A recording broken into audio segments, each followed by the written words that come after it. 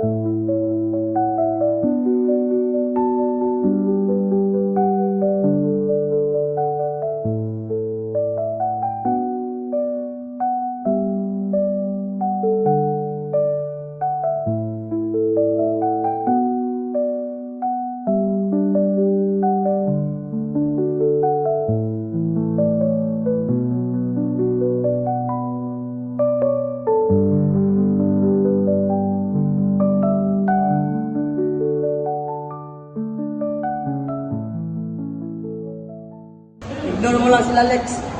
Hindi mo kailangan magpaliwanag sa pagiging totoo mo. Bakit siya nakapansot na lalaki? Kala ko ba babae ang dati?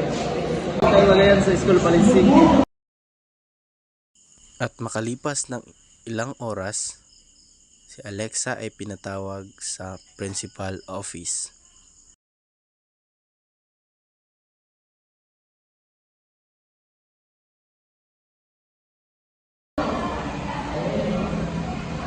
Immediate check. We receive your complaint.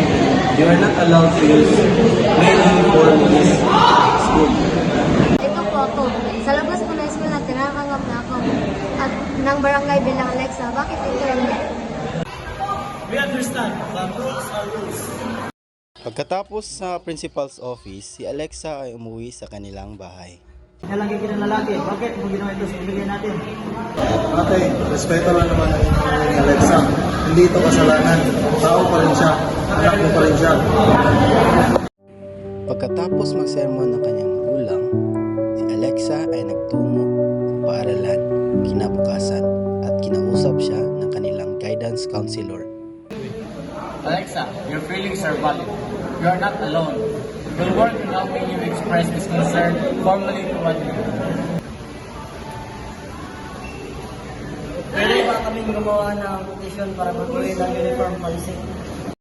Makalipas ng ilang araw, hindi lamang si Jessa ang sumang-ayon na baguhin ang dress code sa kanilang paaralan.